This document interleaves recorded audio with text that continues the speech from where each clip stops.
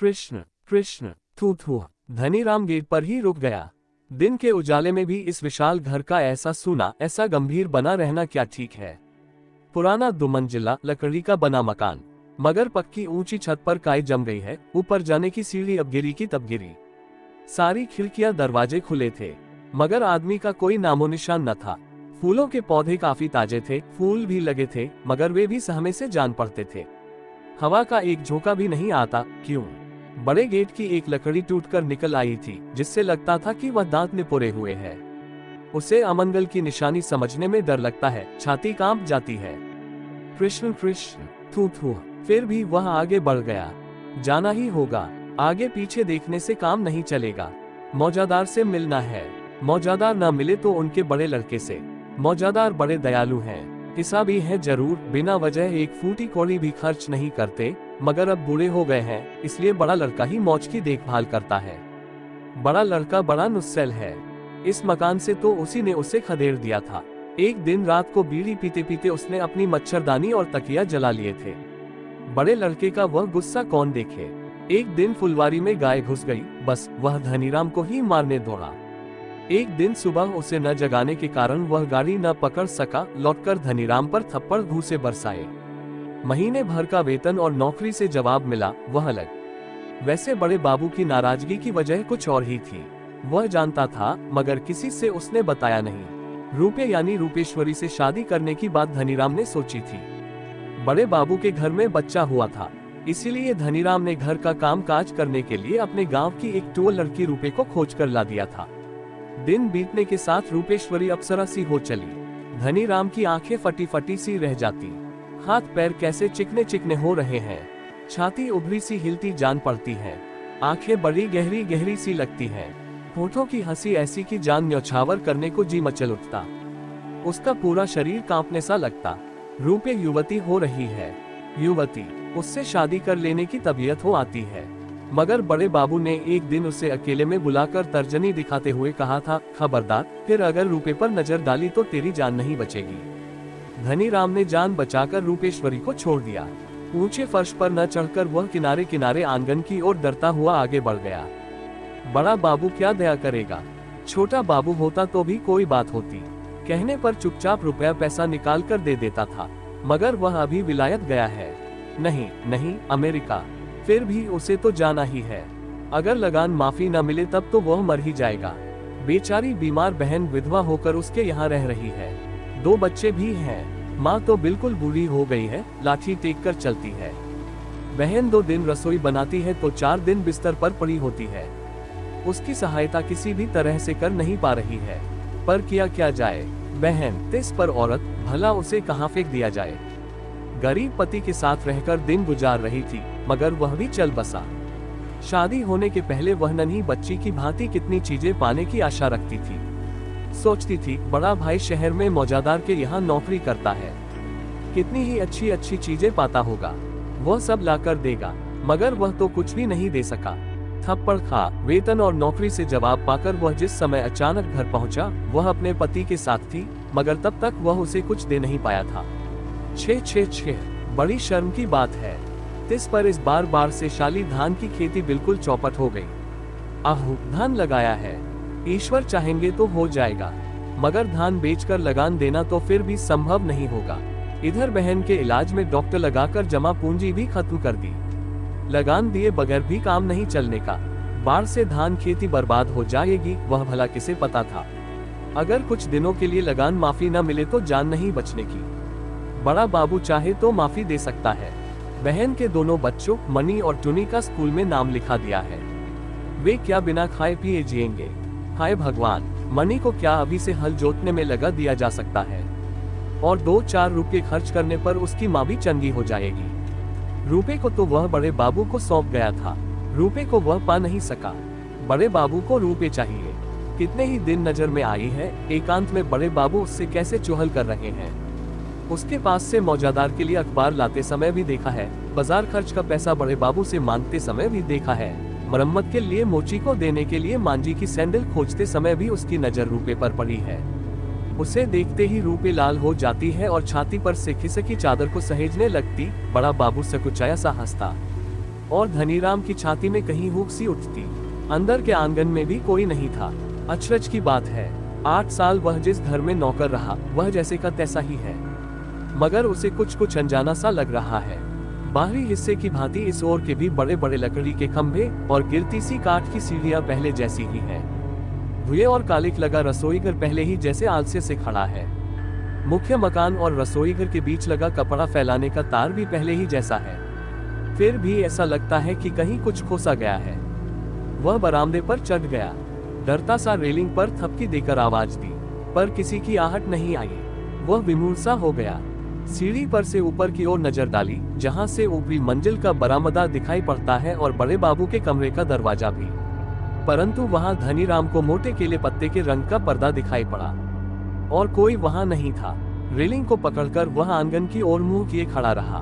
किसी से मिलना होगा जरूर। शाली धान, आहू की खेती, बीमार बहन, मनी टुनी, लगान। अरे वह कौन है? रसोई घर के पीछे की ओर से कोई लड़की आई थी। उसे देखकर सहम सी गई, फिर मुड़कर तेजी से चली गई। रूपे ही है ना? पीछे की ओर वह पक्का किया हुआ जमीन का टुकड़ा है जहां बर्तन धोए जाते हैं। पास ही राख की ढेरी, एक पानी रखने का पीपा, उसके पास ही फूस की झोपड़ी, उससे सटी हुई साग सब्जी की बाड़ी, उधर कमरख का एक पेड़, एक मदार का पेड़ जिस पर पान की लता चढ़ी हुई है, कुछ सुपारी के पेड़, नीचे घास भरी जमीन जहां बिहलंगनी और लेते फूक के पेड़ भी हैं, किनारे किनारे अनन्नास के पौधे। हाँ, वह तो रूपे ही है। सारा शरीर लाल सा है। क्यों ना हो, मजे में है ना आखिर। छाती काफी फैल गई है, ब्लाउज के दबाव से ही समझ में आ जाता है। पहले से क्या कुछ मोटी हो गई है? शायद हाँ, मोटी मोटी सी तो लग रही है। उसे देखते ही रूपे तुरंत भाग गई। भागेगी क्यों नहीं? बड़ा बाबू नाराज हो जाएगा ना। हालांकि वह उससे हंसी मजाक किया करता, चिढ़ाता भी। मदार के पेड़ के नीचे पान की पत्तियां बटोरते समय एक दिन उसने उसका हाथ पकड़ लिया था। धीमे से हाथ छुड़ाकर वह बिल्कुल लाल हो गई थी और कह उठी थी, जा मरा कहीं का। जब धनीराम ने एक दिन और कहा था, तुझे बगी पर चढ़ाकर घर भगा ले जाऊंगा, ठहर, तो उसने लकड़ी का एक टुकड़ा उसकी ओर फेंक मारा था। रसोईघर की खिड़की से अचानक देखकर मांझी फिक से हंस पड़ी थी। उसे बड़ी शर्म आई थी। रूपे तुरंत भाग गई थी। हालांकि उससे शादी करने की बात वह बता नहीं पाया था। वह कह पाता इसके पहले ही बड़े बाबू ने जान नहीं बचेगी कह दिया और वेतन दे जवाब देकर निकाल दिया था। जाने दो, किसी लड़की को लेकर किसी से होड़ ठानने की भला जरूरत ही क्या है। कितनी ही जवान लड़कियां पड़ी हैं, रूपे जैसी, रूपे से भी ज्यादा खूबसूरत, रूपे से कुछ कम। फिर नौकरी से निकाला जाकर जब वह गांव गया तो देखा कि अब किसी लड़की के बारे में सोचने का उसे समय ही नहीं मिलेगा। घर टूट सा गया है। बूढ़े बाप तो नहीं रहे, बूढ़ी माँ ने लाठी पकड़ ली है। अब खेती में जुट जाना होगा। अब वह नौकरी नहीं करेगा। लोगों के पास आधा भागी में जो जमीन दे दी गई है उसे छुड़ाना होगा, क्योंकि लोग अब आनाकानी कर रहे हैं। अब भला लड़की के बारे में क्या सोचे। चलो छोड़ो, विधवा बहन भी आ गई, बीमारी, भूख, मनी और टुनी को लिए हुए। फिर भी वह उस ओर देखता रहा जिधर रूपे गई थी। ये नारी जाति भी अद्भुत होती है। चाहे जितनी विपद आफत पड़े, नजर डालने का समय निकल ही आता है, नजर डालने की इच्छा हो ही जाती है। सीढ़ियों से खाली पैर किसी के उतरने की धम धम आवाज आई। चौंककर उसने उधर देखा। मांझी, उनकी आंखों से आंखें मिली। उन्होंने अपनी ओढ़नी पर यूं ही हाथ चलाया। न जाने क्यों उसे देखते ही खपत से सीढ़ी की रेलिंग पकड़े खड़ी हो गई। लगा जैसे ऊपर लौट जाना चाहती है, मगर गई नहीं। मांझी को बुलाना चाहते हुए भी वह बुला नहीं पाया। लगा उसका गला सूख कर कड़ा हो गया है। एक बार उसकी ओर और एक बार सीढ़ी पर नजर डाल मांझी धीरे धीरे उतर आई। उनका भरा हुआ चेहरा कुछ पीला सा पड़ गया है क्या, लेकिन बड़ी गंभीर है। न उससे कुछ कहती है न हंसती है। नौकरी छोड़ जाने के बाद भी वह कई बार यहाँ आया था। हर बार मांझी ने काफी हंसी खुशी से बातें की थी, चाय नाश्ता दिया था और खुद काटकर तामोल दिया था, खैनी भी। एक बार भी पूछा भी था कि क्या वह घर नहीं बसाएगा। आज जरूर कुछ हुआ है। ओ माँ, मांझी की आंखें तो छलछलाई हुई हैं, पलकों की बरौनियां भीगी हुई हैं, बड़ी बड़ी आंखों के कोने लाल हैं। जरूर रो रही थी। हे भगवान, आज बुरा लगने पर ही उसे महसूस हो रहा है कि वह मांझी का कितना आदर करता है। मांझी के नीचे पहुंचते ही उसने आवाज दी, मांझी। मांझी ने हंसने की कोशिश करते हुए कहा, क्या है रे धनी? नहीं नहीं, यह मांझी की हंसी हो ही नहीं सकती। आखिर हो क्या गया है? कैसी मुश्किल है, कुछ पूछा भी नहीं जा सकता है ना। मांझी ने कहा, बैठो। क्या काफी देर से आए हो? बेंच पर धीरे से बैठकर उसने कहा, नहीं मांझी, अभी अभी चला आ रहा हूँ। मालिक वगैरह नहीं है क्या? मांझी रेलिंग पकड़े उसी की तरह आंगन को देख रही थी, कुछ बोली नहीं। उसने फिर पुकारा, मांझी। है धनी, मालिक है। क्या किसी जरूरत से आए थे? उसे बड़ा अचरज हुआ। मांझी कैसी हो रही है? क्या हो गया है इनको? मुश्किल है, कुछ पूछा भी तो नहीं जा सकता। उसने कहा, हाँ कुछ जरूरत तो थी। अचानक उसे बच्चों की याद आ गई। अचरज की बात है, अब तक उसे उनकी याद ही नहीं थी। तुरंत उसने पूछा, मुन्ने लोग कहाँ हैं? मांझी, कोई दिखाई नहीं पड़ता। मांझी ने कहा, कल मामी आई थी, उसके साथ ही चले गए। तुम तामुल खाओ, वो बटा में है, काट कर खाओ। मैं जाकर मालिक से कहती हूँ। वह जिस बेंच पर बैठा था उसी पर रखे बटा की तरफ एक बार देखकर वह धीरे धीरे ऊपर चढ़ गई। तामुल काटते काटते वह सोचने लगा, मुन्ने आदि भला कल ही से दूसरों के यहाँ कैसे रह सकते हैं? रह भी सकते हैं, बड़े हो गए हैं, और फिर मामी का मकान कहीं ज्यादा दूर थोड़ा ही है। वही तो है। तामुल चबाकर खाना लगभग खत्म हो गया था, फिर भी ऊपर से कोई नहीं आया। इसके पहले तो मौजादार मालिक खुद उसे ऊपर बुला ले जाते या बड़े बाबू नीचे आकर आवाज देते। आज तो मांझी भी नहीं लौटी। भला रूपे कहाँ अंतर्धान हो गई? इतनी देर तक तो बर्तन मांझती नहीं रह सकती। लकड़ी घर में भी तो कुछ नहीं है करने को। बाड़ी में तो उसकी कोई जरूरत ही नहीं, या कहीं अनन्नास ढूंढती घूम रही है। ऊपर लकड़ी के फर्श पर खड़ाओं की गंभीर आवाज सुनकर धनीराम मानो उछल पड़ा। मौजादार मालिक हैं, लंबे चौड़े, काफी खूबसूरत हैं वे। आंखों पर मोटे फ्रेम का चश्मा, शरीर पर 2 जेबों वाली लाल क्लॉथ की कमीज, झकाझक सफेद। हाथ में बड़ी टेढ़ी सी राइट बेत की छड़ी। सीढ़ी के 4 धाप नीचे उतरकर वे ठहर गए। बिल्कुल स्थिर दृष्टि से उसे देखते रहे। नीचे दूर से ही धनीराम ने झुककर उन्हें प्रणाम किया। आज ही उसने पहले पहल प्रणाम किया है। पहले आने पर घर के पुराने नौकर के रूप में बिना प्रणाम किए भी चल जाता था, मगर आज तो यह मकान मानो कुछ डरावना डरावना सा लग रहा है। मांझी न जाने कैसे कैसे कर रही है। बड़े बाबू के डर से रूपे भी नहीं आ रही है। इसके अलावा वह लगान माफी के लिए आया है। मौजादार मालिक ने कहा, ऊपर आजा। वे फिर ऊपर चले गए। खड़ाओं की गंभीर आवाज उसके कानों में पड़ी कि अपने बैठक के कमरे में गए हैं। जरूरी बातें वे वहीं किया करते हैं। वह डरता हुआ आगे बढ़ गया। मौजादार मालिक गंभीर आदमी है जरूर, मगर आज की तरह कम बातचीत उन्होंने पहले कभी नहीं की है। सीढ़ी पर पैर रखने के साथ ही एक बार उसने मुड़कर देखा। वह बिल्कुल पसीने पसीने हो गया था। नहीं, कोई भी तो देख नहीं रहा है, यहाँ तक कि रूपे भी नहीं। सीढ़ी पर कदम रखता वह ऊपर पहुंच गया। बड़े बाबू का कमरा तो बंद है। मांझी भला कहाँ जाकर छिप गई? बड़े बाबू क्या घर पर ही हैं? मुन्ने आदि के बगैर घर अच्छा नहीं लगता है। उन्हें प्यार कर मन को हल्का कर लिया जा सकता था। मौजादार मालिक के बैठने के कमरे के दरवाजे के सामने जाकर वह खड़ा हो गया। वे एक बेत की कुर्सी पर बैठे बाहर की ओर ही देख रहे थे। राइट बेत की लाठी उनकी गोद में आड़ी पड़ी थी। उसने उधर से आवाज लगाई, बाबूजी। उन्होंने उसकी ओर मुड़कर देखा, फिर बाहर की ओर देखने लगे। मिनट भर कोई बात नहीं हुई। धनीराम बड़े धीरज से रुका रहा। तू आएगा, मैं सोच ही रहा था। किस लिए आया बता? उसे पहले कुछ झिझक सी लगी, पर धीरे धीरे सारी बातें कह गया।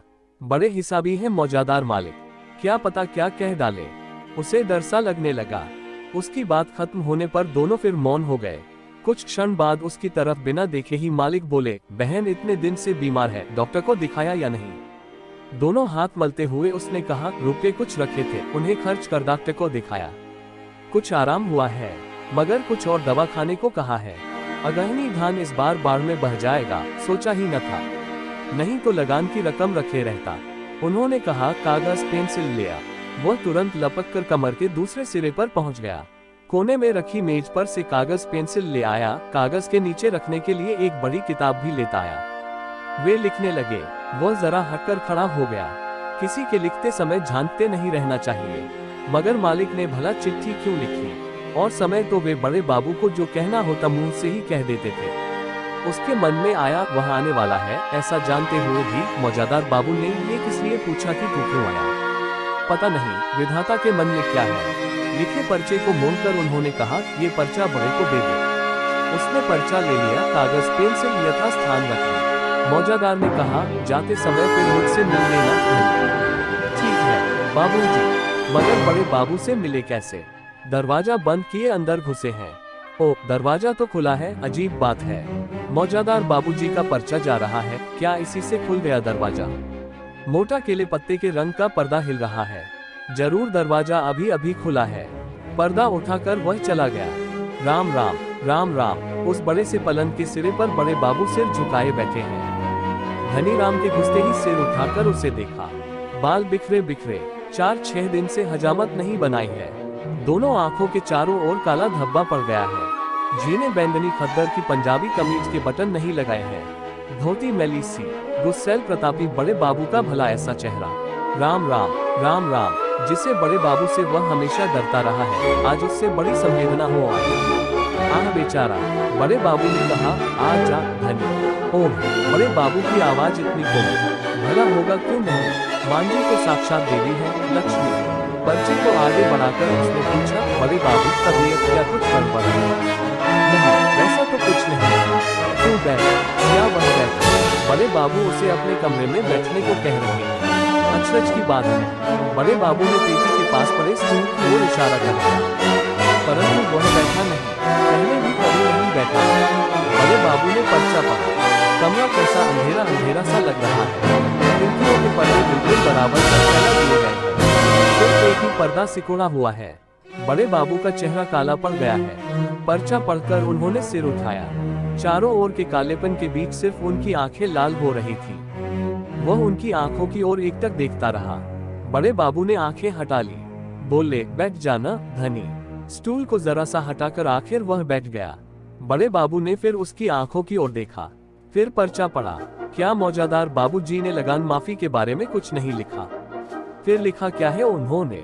अंत में उसने अपनी बातें फिर बड़े बाबू के सामने बताई। अगहनी धान, बाढ़, आहू धान, बहन, मनी, टुनी सबके बारे में। आखिर बड़े बाबू ने कहा, धनी, बहन का इलाज न करवाने पर बुरा होगा।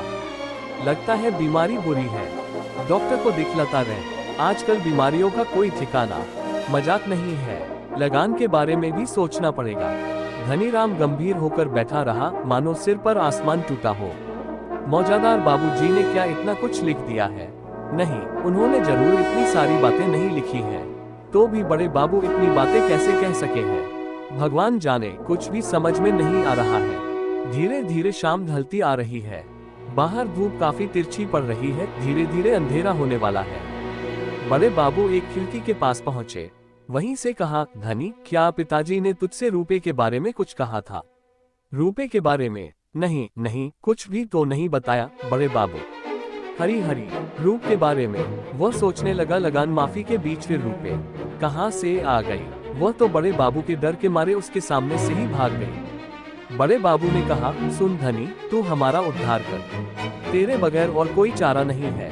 लगान के लिए तुझे सोचने की जरूरत नहीं। तुझे कोई डर नहीं। बहन के इलाज के लिए 200 रुपये ले जा। तुझे कुछ भी सोचने की जरूरत नहीं। बिल्कुल नई बात। बड़े बाबू की जबान से ऐसी बात पहली बार उसके कानों में पड़ी थी। विश्वास तो होता नहीं, फिर भी विश्वास किए बिना भी तो चारा नहीं है। बड़े लोगों का मन ठहरा। बड़े बाबू ने कहा, तू रुपये को ले जा। उसे 4 महीने चढ़े हैं। वो स्टूल पर से उछलकर खड़ा हो गया। रुपये को 4 महीने का पेट है। ओह, इसीलिए उस समय वह कुछ मोटी मोटी सी दीख पड़ी थी। इसलिए वह 9-2-11 हो गई थी। इसी कारण ये घर दोपहर को ही डरावना लगता है। इसी कारण बच्चे मामी के यहाँ हैं। इसी कारण मांझी की आंखें इतनी डग पाती है। इसी कारण मौजदार बाबूजी और बड़े बाबू की बातों में इतना मेल है। इसी कारण मौजादार उसके आने की बात सोच रहे थे। उसकी ओर देखे बगैर बड़े बाबू ने कहा, अगर तू नहीं मानेगा तब तो धनी, हमारी मौत ही हो जाएगी। सिर्फ तू ही हमारा बेड़ा पार लगा सकता है, हमारा भी, रुपए का भी।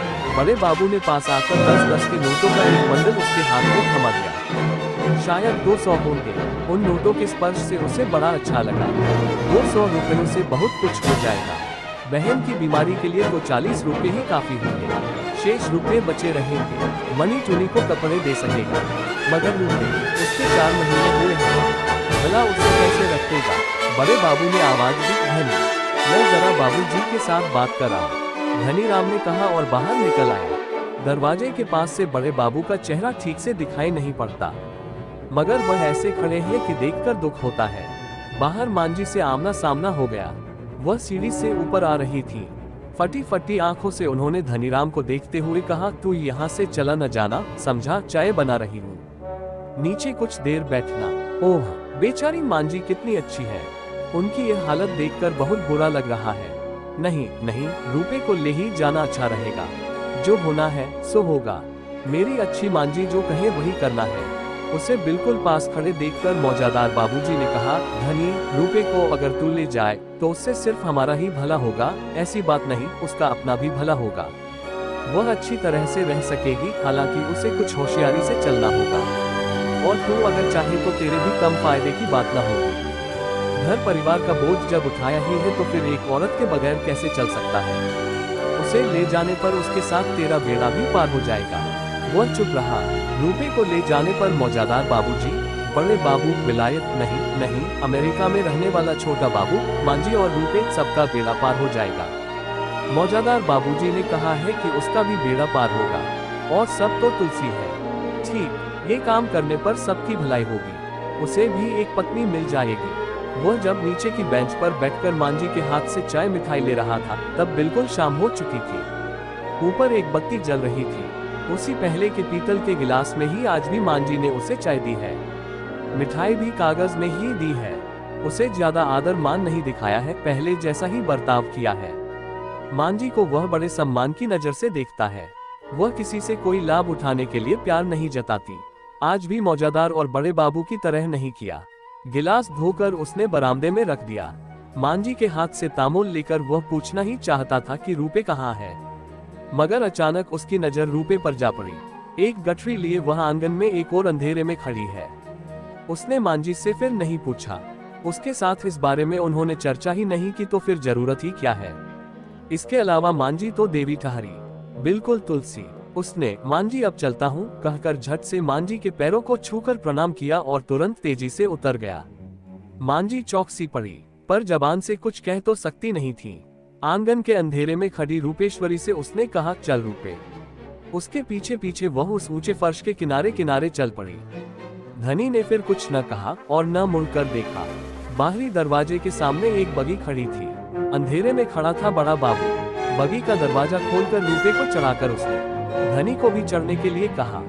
धनी ने सवार होकर दरवाजा बंद कर दिया। बड़े बाबू ने कोचवान से कहा, जा। कोचवान ने बगी चला दी। धनीराम बड़े बाबू को प्रणाम करना भी भूल गया। उस समय वह सोच रहा था, एक दिन मंदार पेड़ के नीचे पान इकट्ठा करते समय उसने मजाक में रूपे को चिढ़ाते हुए कहा था, तुझे बगी पर चढ़ाकर भगा ले जाऊंगा। कलपटुआ इक्वल्स केले के पौधे के छिलके का बना दोना, जिसे काम में लाने के बाद फेंक देते हैं।